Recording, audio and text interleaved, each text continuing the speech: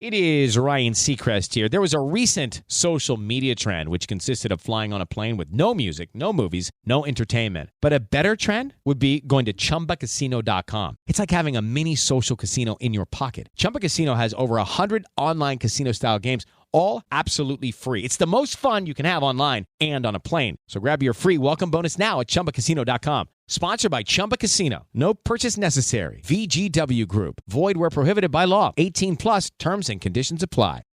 Are you 50 or older? This news is for you. The CDC now recommends you get vaccinated against pneumococcal pneumonia. Even if you're healthy, your age puts you at risk. People 50 or older are over 6 times more likely to be hospitalized with pneumococcal pneumonia compared to adults 18 to 49. Just one shot can help protect you. Learn more and schedule at vaxassist.com. That's VAXassist.com. Sponsored by Pfizer. Welcome to This Week Explained, the podcast that helps you make sense of the complexities of our ever-changing world. I'm Tiana, and each week, alongside my co-host Kervin, we break down the biggest global events and explain how they might impact you. This week, we're covering the ongoing wars in Ukraine and the Middle East, Iranian underground missile facilities, China developing mobile barges in the Indo-Pacific, and the TikTok ban. There's a lot to unpack, so let's get right into it. Let's start with the major escalation in the Russia-Ukraine war. Ukraine launched a massive drone and missile attack on multiple Russian regions, targeting industrial sites, oil refineries, and weapon production facilities. What do we know about the scale and impact of this attack? Well, first of all, it was a significant operation by Ukraine. And there are reports that indicate that over 200 drones and then 5 U.S.-made ATACMS ballistic missiles were actually launched, which hit cities like Saratov, Engels, Kazan, Bryansk, and Tula in Russia. Now, those strikes damaged factories. They forced schools to close down, and it even led to some flight restrictions in a few of the southern Russian cities that they attacked. Now, it's clear that Ukraine is ramping up its efforts leading up to the inauguration of President-elect Donald Trump before he takes office. And how has Russia responded to these attacks? Well, Russia claims to have intercepted the majority of the drones and missiles, but look, it's clear the damage to industrial sites are there. We've seen it on imagery, and it does suggest that some of the strikes were actually successful. Now, if you want to know how we know that, we have examples in Saratov and Engels where 2 industrial sites were hit, and the schools in those areas actually had to shift to remote learning because of the attacks. Now, there are also reports of air raid sirens at the Tanivko refinery, which is in Tatarstan in Russia. This attack actually follows a pattern of Ukraine targeting strategic locations within Russia, including oil depots, which happened last week that caused a massive fire, which lasted over 5 days. Well, it seems like Ukraine is sending a very, very strong message, but this escalation comes at a time when there's talk of potential peace negotiations. President-elect Donald Trump has even said he plans to meet with Vladimir Putin to discuss ending the war. So what's the likelihood of peace talks happening anytime soon? Honestly, peace talks seem very unlikely in the near term. NATO even made it clear that Ukraine's not even ready to have negotiations. Look, NATO also warned that any peace deal that Trump might put in that favors Putin is only going to embolden Russia to continue its aggressions. And that's the problem here. That's what we're trying to deny access for Putin to do, which is take over all of Ukraine. Now, Ukraine's leadership, including President Zelensky, appears to be focused right now on strengthening their position on the battlefield before they even go to the negotiating table and consider any diplomatic solution. Well, speaking of Zelensky, he made headlines this week with an unusual offer involving 2 captured North Korean soldiers. So can you explain what's going on there? Because weren't they the first 2 live North Korean soldiers to be captured?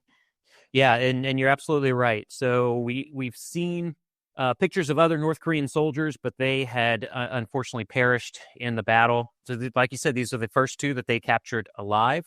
And it shows us that they are fighting for Russia. Now, in a bold move, Zelensky offered to exchange them for Ukrainian prisoners of war that are being held in Russia right now. But here's where everything gets quite interesting. Zelensky also said that if these soldiers don't want to go back to North Korea, they could actually just stay in Ukraine and help spread the truth about the war. This is a clever play by Zelensky. He's using the situation not just to negotiate for his people, but to also chip away at the narratives that Russia's trying to push right now. That's really interesting. So, what do we actually know about these two soldiers? Because from what I have read, they are pretty heavily indoctrinated by North Korea. Yeah, and that's what we would expect, right, from what we know about how the government in North Korea works. Now, we don't know anything verbally or personally from them saying public anything that they're saying. We have to get this from Ukraine's security service. So take that with the knowledge that it's coming from Ukraine's security service. One of the North Korean soldiers claimed that when he was going through this whole process, he thought he was going to Russia to train. He was issued a fake Russian military identification. And then the other soldier, who was a scout sniper, he had no documents and had to provide answers in writing due to the fact that he had an injured jaw, so he couldn't talk. Now, both men are currently in Kyiv receiving medical care. They're being questioned with the help of South Korea's National Intelligence Service. Well, it sounds to me like the pressure is mounting on multiple fronts for Russia. But before we wrap up, let's touch on Germany's role in supporting Ukraine. Germany's defense minister recently visited Kyiv. What's the significance of this visit? Yeah, that would be Pistorius. And his visit is a public display of Germany's commitment to supporting Ukraine. That's both militarily and diplomatically. And Germany has been one of Ukraine's top military backers. This trip comes at a critical time as Europe actually faces a lot of pressure to bolster its defenses, with Donald Trump returning to the White House saying that Europe needs to do their part. It cannot be just the U.S. that's paying for all this. So his visit signals unity among NATO allies, and that's because he actually met with defense ministers. He met with the defense ministers from Poland, from Britain, France, and also Italy before even arriving in Kyiv. I appreciate the update on that front. With President-elect Donald Trump taking office on January 20th, I'm sure there'll be more interest in where this war is headed. But now I want to get into the other conflict that, oddly enough, could be winding down with a ceasefire deal.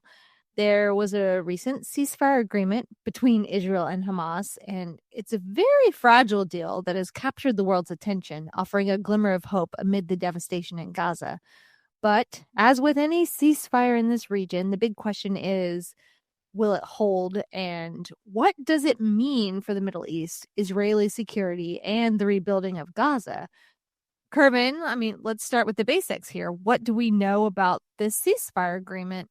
Well, first of all, I want to be very clear that the ceasefire is certainly good news for the Middle East. So the agreement is designed to pause hostilities for 6 weeks. This is the first phase. That would allow humanitarian aid to flow into Gaza and for the release of some hostages that are held by Hamas. Now, in return for all of that, Israel has agreed to halt its military operations in Gaza as well as release some Palestinian prisoners during this period. Well, that sounds like a step in the right direction. What are the chances that this ceasefire will actually hold? Yeah, that's a great question. And there's about a 50 to 60% probability that the ceasefire is going to hold for the initial 6 weeks. Look, both sides are under immense international pressure to maintain this truce. The underlying issues, Hamas's military presence in Gaza and Israel's own security concerns, those have not been resolved through this ceasefire. Any perceived violations, such as delays in hostage releases or, Israel doing what they've been doing, which is continuing their military activity in Gaza, that could quickly unravel this agreement. All right, let's zoom out a bit. What does this ceasefire mean for the broader Middle East? Are we looking at a potential de-escalation in regional tensions? In the short term, yes, absolutely. The ceasefire is going to temporarily reduce tensions. That's especially along Israel's border with both Gaza and Lebanon, actually. But in the long term, the picture's much more complicated. We've got Iran, for example. They're a huge backer of Hamas and Hezbollah, and it's likely that Iran's going to continue to use this pause to rearm its proxies. There's a high probability that regional actors will recalibrate their strategies during the ceasefire, potentially setting the stage for renewed conflict. And what about Hezbollah? They've been relatively quiet since their own ceasefire with Israel in November. Could they possibly get involved again? Yeah, it's absolutely possible, but they're not going to do it immediately. Hezbollah right now is likely regrouping, and they're waiting for the right moment to act. Their long-term strategy aligns with Iran's goal, which is to pressure Israel on multiple fronts. So while they may not escalate during the ceasefire, the risk of future conflict does remain high.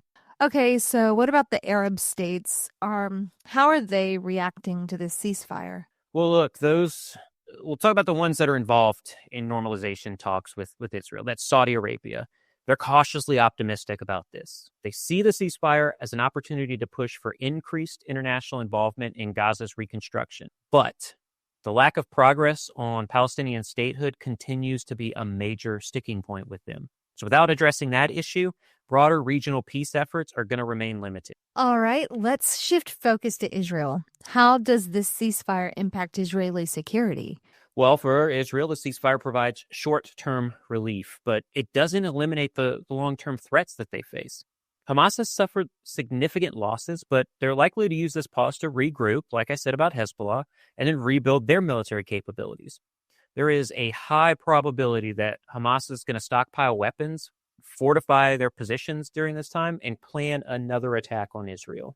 You mentioned that the ceasefire might be used by Hamas in order to recalibrate and regroup and, fortify their numbers. And obviously, with the amount of devastation that Israel has caused in the name of their security, the amount of civilians that have been harmed, during this, this period, people could, become radicalized. A lot of families were torn apart, friends, were killed, all because they couldn't get, their basic needs met or medical care. And that's a possibility. Yeah, absolutely. We were keenly aware of that when being deployed to places like Iraq and Afghanistan, that you don't want collateral damage. And it's the civilian life, and every life is very valuable. And precious. I don't care where they are, where they're from. And we would say that we don't want that collateral damage because of the precious life, but it's also, you take out a civilian and you've got a family that wasn't really radicalized or just trying to live their life, that now you've created and radicalized more individuals to that cause. We've talked about Hamas's PR wing and how great they are. That goes straight to the media, and it radicalizes more people against the cause of the Israelis and in favor of the cause of the Palestinians. Okay, so what about the hostage situation? That's been a huge point of contention throughout the whole ceasefire deal negotiations. Yeah, and even before this was agreed to, they leaked the ceasefire, and a lot of Israelis were quite upset with what was agreed to. And what we're seeing here is a phased release of hostages. And that's a critical part of this ceasefire. But it's also a double-edged sword. So on one hand, this is a humanitarian win. You stop. There's the stopping of killing of civilians during a conflict.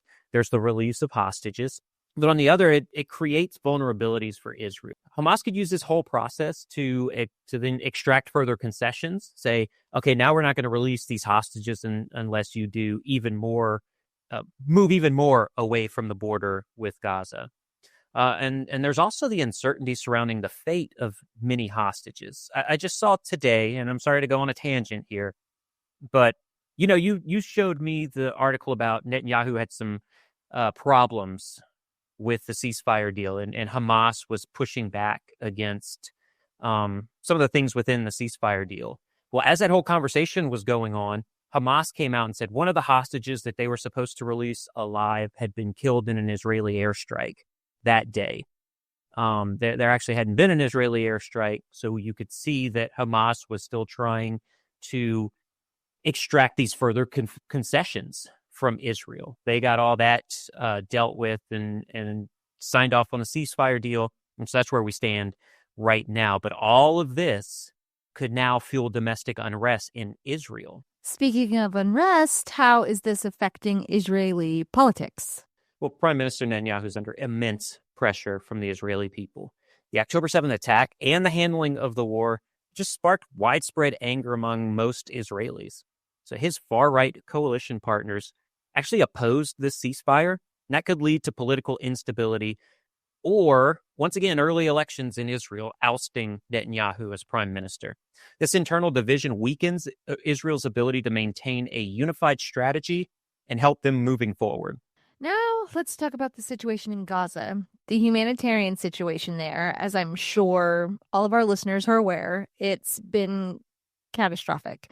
So what are the prospects for rebuilding? Yeah, the destruction in Gaza is nothing short of staggering. There's tens of thousands of homes that lie in ruin. There's essential infrastructure like water, electricity, and healthcare that have been utterly decimated, and the need for international aid is undeniable.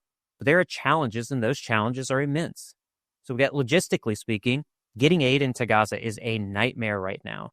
They've got access tightly controlled, and the region is actually under a blockade by Israel. Also, politically, the situation is just as complex. There's no clear governance structure to manage reconstruction efforts effectively.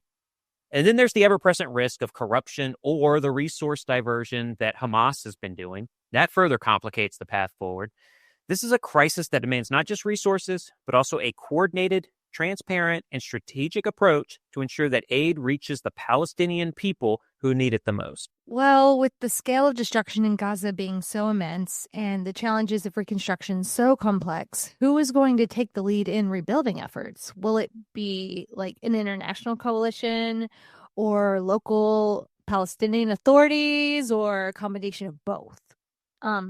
And further, how can we ensure that the process is transparent and efficient and free from corruption or political interference? Yeah, look, that's the critical question there. So Israel's made it clear that they're not going to work with Hamas or the Palestinian Authority in its current forms. And Hamas has issued threats against Palestinians who actually collaborate with Israel. Meanwhile, you got the U.S. and its allies that are they're advocating for a reformed Palestinian Authority that should step in. That would be backed by Arab states and international organizations. But let's be realistic. There is a slim chance, maybe 20 to 30%, that this kind of governance structure is going to come together anytime soon. The political divisions, mistrust, and those competing agendas that I just talked about, that makes it an uphill battle. And the clock is ticking because the humanitarian crisis is not getting any better. This sounds like a perfect storm of political, logistical, and humanitarian challenges. Okay, so I got a couple more questions about this topic here. Well, given the deep divisions, the scale of destruction, and the competing interests at play, do you think there is any realistic hope for a sustainable solution? And what would it take to not only rebuild Gaza, but also create a framework for long-term stability and peace in the region? Now, look, hope exists, but it's very slim right now. So without a comprehensive political resolution to the Israeli-Palestinian conflict, any rebuilding effort is going to be a Band-Aid on a shotgun blast. That's just the truth. The ceasefire is a temporary pause, and that is good, but there is no pathway to lasting peace right now. Well, thank you for that update. But coming up next, we are going to shift our focus to Iran. But before we dive into that, we need to take a quick ad break with a word from our sponsors. So don't go anywhere. We'll be right back. Hear that? That's the beginning of a journey powered by the confidence that comes from driving a vehicle so reliable.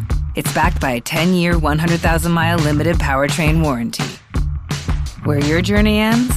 Well, that's up to you. Visit your local Kia dealer today. Kia, movement that inspires. See retailer for warranty details. Always drive safely. Limited inventory available. It is Ryan Seacrest here. There was a recent social media trend which consisted of flying on a plane with no music, no movies, no entertainment. But a better trend would be going to ChumbaCasino.com. It's like having a mini social casino in your pocket. Chumba Casino has over 100 online casino-style games, all absolutely free. It's the most fun you can have online and on a plane. So grab your free welcome bonus now at ChumbaCasino.com. Sponsored by Chumba Casino. No purchase necessary. VGW Group. Void where prohibited by law. 18 plus. Terms and conditions apply.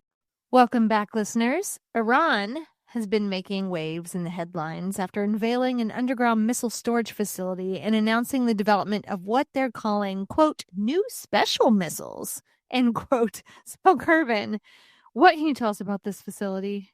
Yeah, it's interesting. This facility was showcased in a video released by Iranian state TV, and it featured two high-ranking IRGC officials that were touring the site. The facility has been referred to as, quote, dormant volcano, unquote. That's a pretty dramatic way of emphasizing its potential power, honestly. Now, according to reports, the base has already been used in operations against Israel. And so you think back, what were the operations against Israel? That was the ones we saw in October, and then before that in April of 2024. Well, obviously, that is extremely concerning. So, what is the significance of this announcement, especially in the context of Iran's regional strategy? Look, it's a clear sign that Iran is doubling down on its military capabilities. The timing of this is also important. So Iran is trying to project strength, especially as its proxies in Lebanon, Gaza, and Yemen have faced some setbacks there, not to mention the fall of Bashar al-Assad's regime in Syria, which Iran supported. By unveiling this facility and announcing new missile developments, Iran is sending a message to the world that its deterrence strategy remains intact. And that's regardless of external pressures. Well, speaking of external pressures, Iran also announced plans for new drills this month. So what can we expect from those? Yeah, that's right. They sure did. General Ali Mohammed Naini revealed that these drills are going to showcase what Iran is calling, quote, missile and drone cities, unquote, in the Iranian state. And these include underground facilities for storing missiles and even a site for vessels in southern Iran. Now, it's a part of a broader effort to demonstrate their military readiness and their technological advancements. And just last week, Iran held a large-scale exercise that involved 110,000 Basij volunteer forces in the capital of Tehran. These war games are designed to show that Iran is actually prepared for any potential conflict in the Middle East. Well, it definitely sounds like Iran is trying to make a statement, but how does this fit into the ongoing tensions with Israel? Well, I mean, that's the big part of all of this. So back in October, Israel struck Iranian missile manufacturing sites and air defense systems within Iran. That was a first of its kind.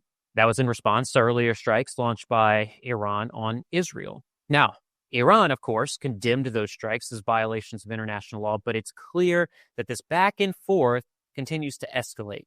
So, what did Iran do?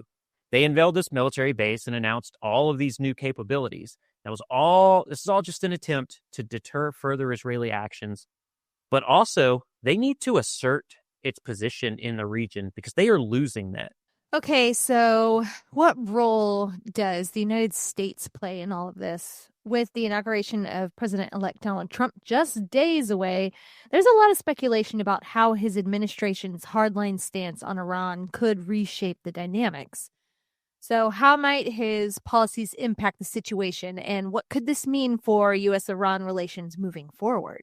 That's a great point, Dan. I'm glad you brought up Trump's maximum pressure campaign, which happened during his first term. He has said for this second term, he is going to continue the maximum pressure campaign. And it's all aimed at crippling Iran's economy and then limiting its regional influence. So with Trump's return to office, we can expect continuation, like he said, but we also might see escalation of that strategy. Now, at the same time, we just discussed how U.S. officials have worked on the Israel-Hamas ceasefire deal. The hope there was to finalize it before Trump's inauguration. They did that.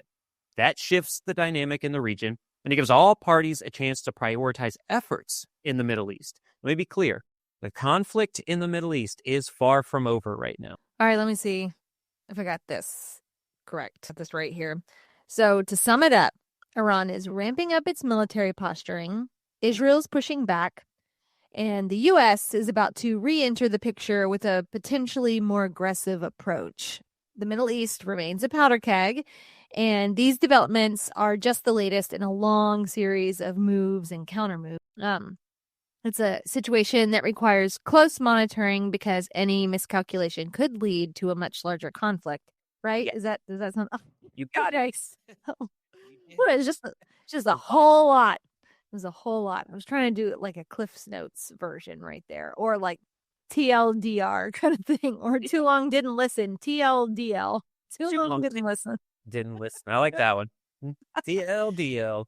Okay, so now Trademark.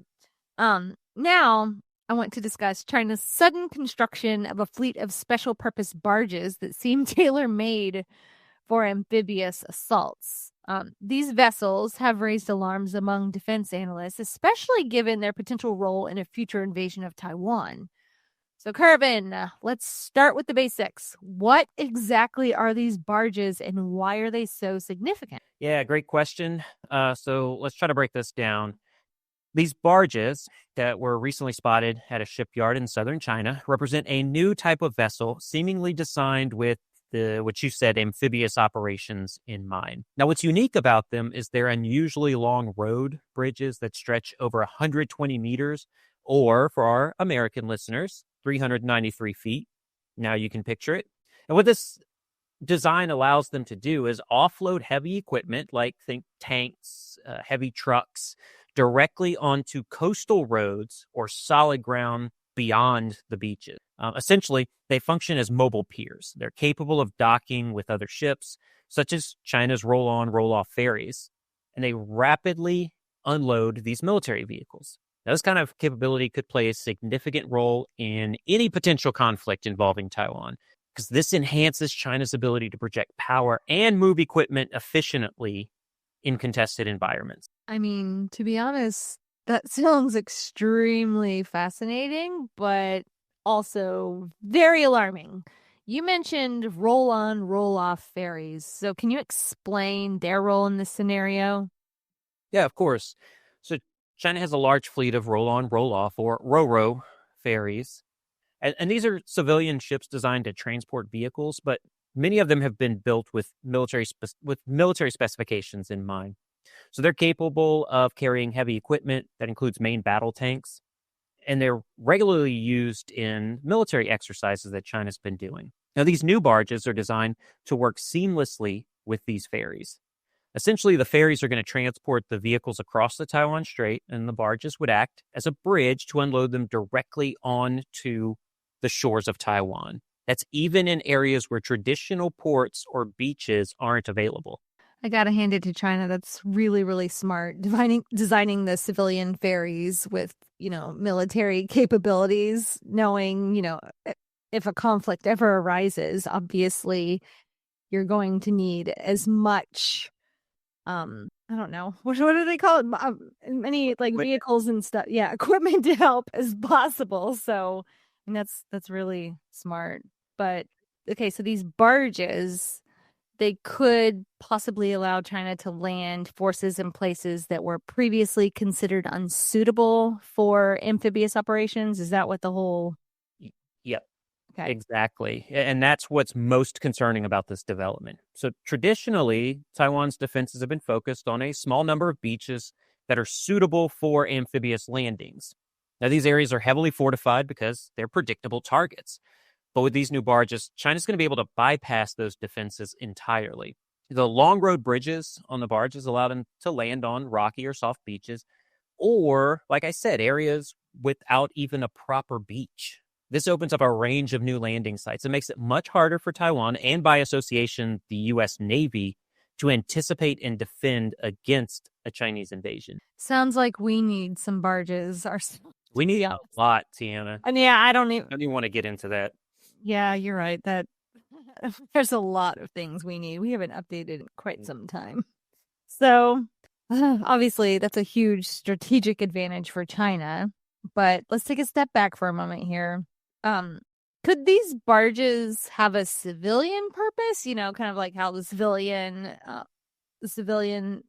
barges have, not barges, the civilian ferries have a military purpose, a secondary military purpose. Do you think these military barges could have a civilian purpose, or is the intent pretty clear here?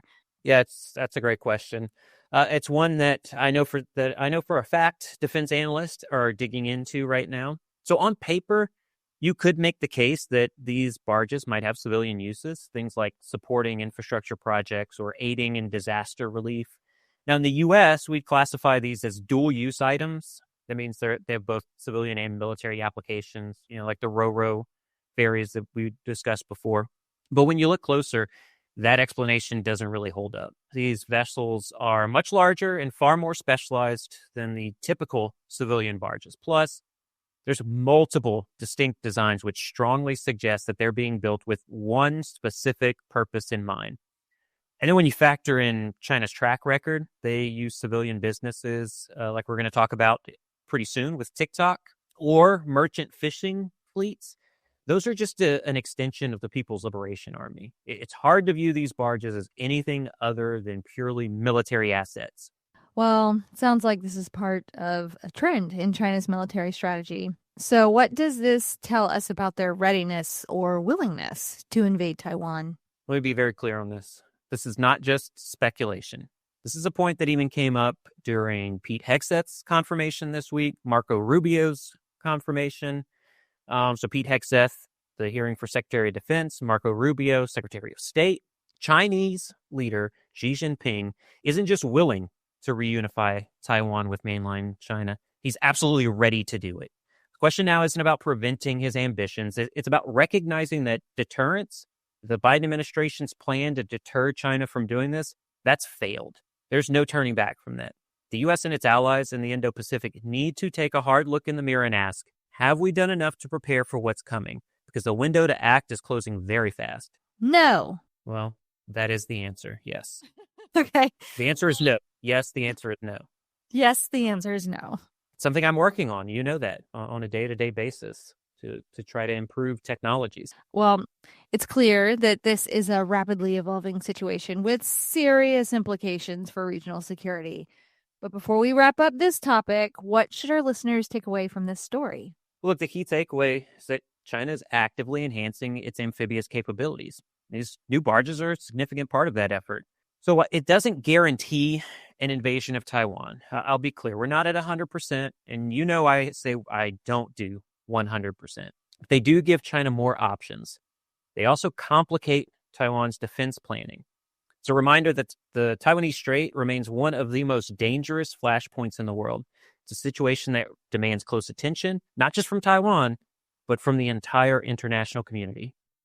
All right, let's shift our focus to the hot button issue of the week, to social media, and discuss TikTok. I know a lot of people are panicking right now. The app has been a cultural phenomenon, but it's now at the center of a geopolitical storm. With a potential U.S. ban looming, TikTok's ties to the Chinese Communist Party, or CCP, are under intense scrutiny. So let's start with the big question. Why is TikTok being banned? All of the influencers need to know. Well, it's important to understand that this is not just about banning TikTok. We're talking about addressing the broader issue of applications owned by Chinese companies, which I just talked about. By their very nature, they are tied to the Chinese Communist Party. So here's the reality of this whole TikTok ban that a majority of people that I see talking about it are not understanding. ByteDance, that's TikTok's parent company, is a Chinese business. And in China, no company operates independently of the Chinese Communist Party. So the government holds what's called a, quote, golden share, unquote, in ByteDance. That gives them significant influence over the company's operations, wherever it may be. So while TikTok might seem like just this fun app for dance videos and explanations and trends, it's also a potential tool for the CCP to influence narratives and control the information sphere in the West. This is why the concern goes far beyond TikTok. It's about the broader risks posed by any app that's tied to the Chinese government. That's obviously a strong accusation. We are going to need some proof here, even though I don't have a TikTok, but I'm saying this for all the TikTok fans out here. How exactly does TikTok help the CCP control narratives? Well, look, it's subtle, but it's incredibly powerful. So TikTok's algorithm is designed to keep users glued to their screen. But here's the catch. It can, and it is, being manipulated to amplify certain narratives while suppressing others. Now, that probably doesn't shock anyone. I know it doesn't shock you, Tiana, because you have Instagram. We both have Instagram. What am I saying? And we've seen similar tactics here in the United States. Look, Mark Zuckerberg just went on Joe Rogan's podcast, and he admitted this about Facebook. He said that the Biden administration called them and told them to suppress certain information. So just like that example, TikTok actively promotes content that only aligns with the Chinese Communist Party's interests. That is things like downplaying human rights abuses in China. Like you can't talk about Tiananmen Square on any app created by a Chinese company. They'll also subtly sow division within Western democracies. Look at the Bin Laden letter, right? Letter to America from Bin Laden. We saw that happen in real time.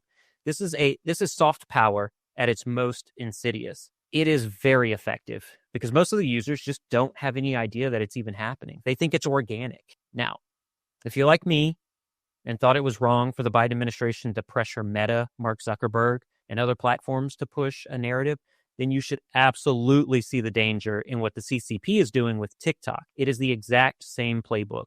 Okay, but here's what I find interesting. ByteDance has repeatedly refused to sell TikTok's U.S. operations, even though doing so could save the app from being banned. So why do you think that is? Another great question.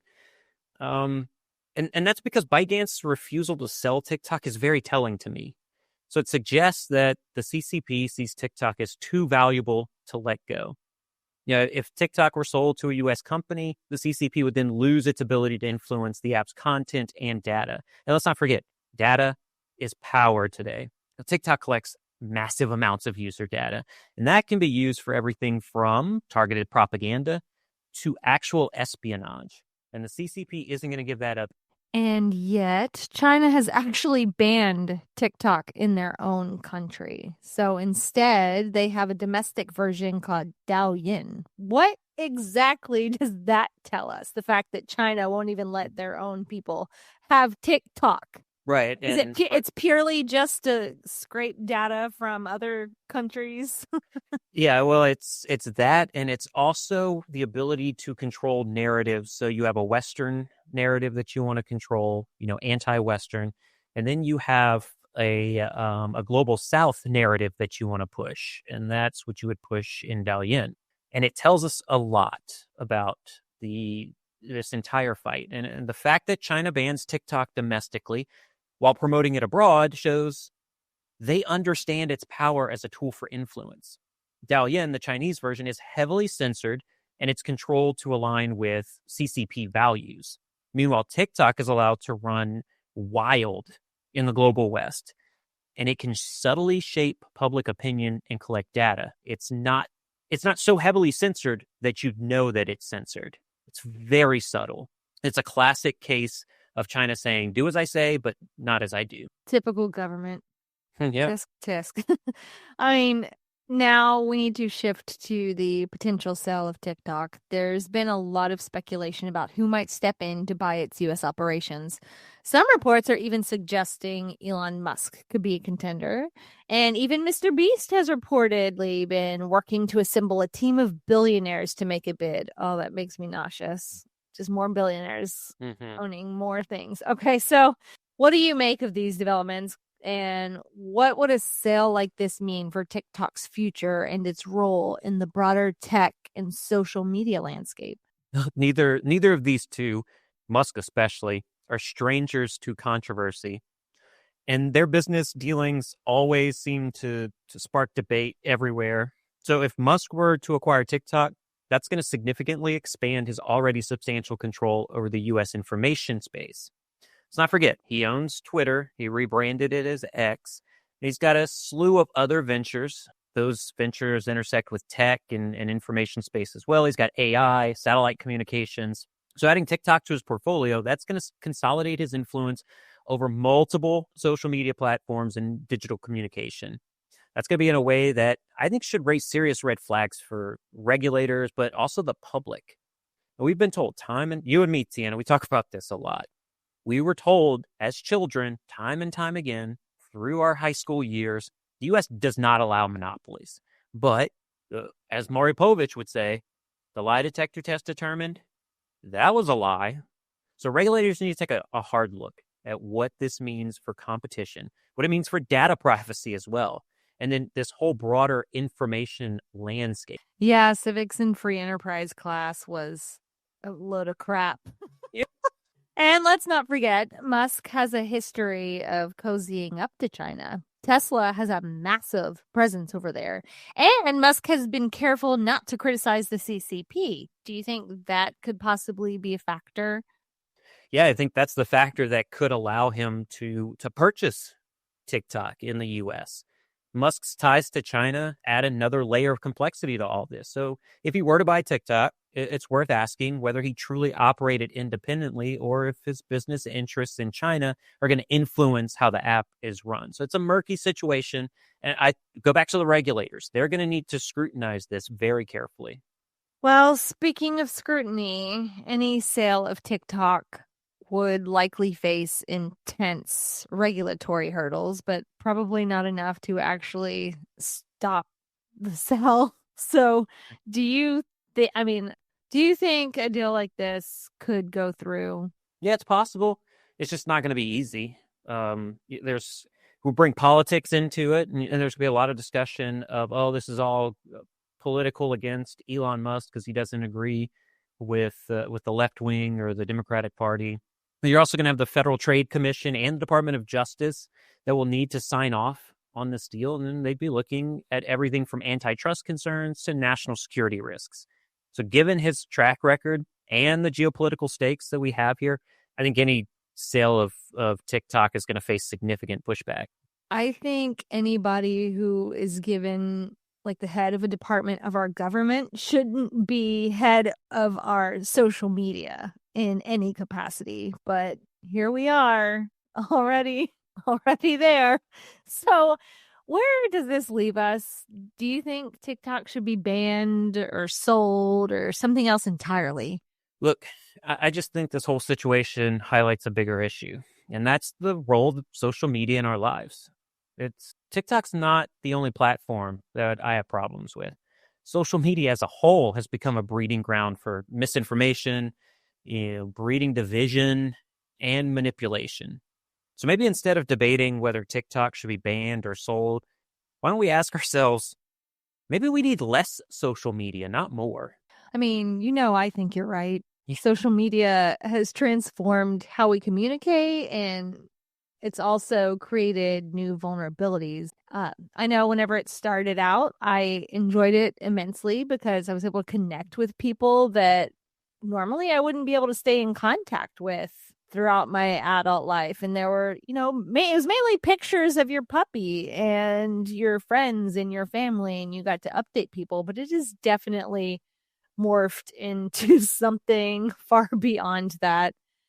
And I know you and I are rethinking our relationship with these platforms, but maybe, especially if it's messing with, your head and your mental health and stuff like that, maybe you should also rethink your relationship with these social media platforms. Yeah, absolutely. I saw a fascinating graph yesterday, and it was showing the percentage of time spent at home as opposed to outside in the real world. And by 2018 and 2019, people were spending 30% of their time in their homes and all the other time outside of the home. By 2023, that has flipped. It's people now, the majority of people spend 70% of their time at home and 30% of their time out in the real world. And we know what we do when we're at home. We're on our phones, we're perpetually online, and that does do something to our mental health. That's why you say all the time, Tian, I want to touch grass. I want to get out of here. I want to go do something, and it helps. And as far as for TikTok, whether it's banned, sold, or it's allowed to continue operating, owned by ByteDance, just understand yourself. Stay vigilant. The stakes here are way too high to ignore, and that's from a physical, emotional, and mental standpoint. Thank you, Kervin. Is that all you have for us? I know I usually say I don't, but I do want to say something before we wrap up. So I want to take a moment to promote the next episode of what we are now calling Beyond This Week. I did have an incredible opportunity to sit down with someone who honestly is an absolute legend in journalism, and his name is Rick Sanchez. Yeah, that's a pretty huge deal. I mean, we're talking about someone who's won multiple Emmys, multiple Peabody Awards, and has interviewed presidents from all over the world. That's not our everyday guest on Beyond This Week. No, it's not. A voice that big Not always happening on this podcast. And as Biden once said to Obama, that's a big effing deal. But seriously, the conversation we had was incredible. So we covered a ton of geopolitical topics. We also covered what I think listeners will find especially fascinating, which is his insight about how newsrooms at these massive media outlets actually operate behind the scenes. That's what I'm most excited about. Rick's been in the thick of it for decades, and he's seen how the media landscape has evolved or maybe devolved in real time. I'm sure he had some pretty strong opinions. Oh, he definitely did, and he didn't hold back. So, oh yeah, he definitely didn't hold back. And look, this is a conversation that's as eye-opening as it is thought-provoking. So the reason I want to bring this up is because if you're interested in geopolitics or how the media really works behind the scenes, this is the episode you're not going to want to miss. I mean, I couldn't agree more. I already know that it's a fantastic episode. I know you guys both push back on each other. Like, you didn't necessarily agree on everything, but you were willing to hear each other out. And it's just nice to hear a mature, well-rounded conversation where both sides are explored. And sometimes you didn't necessarily change the other person's mind, but they're willing to listen to you. And that's really rare in this day and age where everybody gets so angry so quickly. Not saying they don't have a reason to, but it's just nice to hear a well-rounded conversation where both sides are explored. I think that our listeners are going to love it. Yeah, and look, I can tell you right now, Rick and I still talk. So that should tell you, even with debates that we had, and we agreed on a lot of things too. So it wasn't just a whole episode of disagreements. It really was fascinating. I learned things about the media that I just did not know. And he's older than I am, so he had more historical evidence than some of the stuff that I had. And I do hope our listeners really love it. I'm really proud of this episode. So hit the subscribe button so that you make sure to tune in to Beyond This Week. That is actually going to come out Monday morning, January 20th. That is before the inauguration of President-elect Donald Trump, because we do get into what the future of foreign policy looks like with President Trump coming into office. That is, once again, with the conversation with Emmy Award-winning journalist Rick Sanchez. Anything else you want to add before we close out? No, that's it for me. You got anything? No. Thank you so much for listening to this tiny little independent geopolitical podcast. We hope you found it both informative and engaging. And if you have any feedback or suggestions for future episodes, please let us know. And if you want in-depth coverage of these stories and more, follow us on Instagram at Oakland Analytics. Tiana, thank you so much. And until next week, stay safe out there. This podcast is a production of Unfiltered Studios. If you would like to know more about joining Unfiltered Studios, please visit our website at unfpod.com for more information. It is Ryan Seacrest here. There was a recent social media trend which consisted of flying on a plane with no music, no movies, no entertainment. But a better trend would be going to ChumbaCasino.com. It's like having a mini social casino in your pocket. Chumba Casino has over 100 online casino-style games, all absolutely free. It's the most fun you can have online and on a plane. So grab your free welcome bonus now at ChumbaCasino.com. Sponsored by Chumba Casino. No purchase necessary. VGW Group. Void where prohibited by law. 18 plus terms and conditions apply.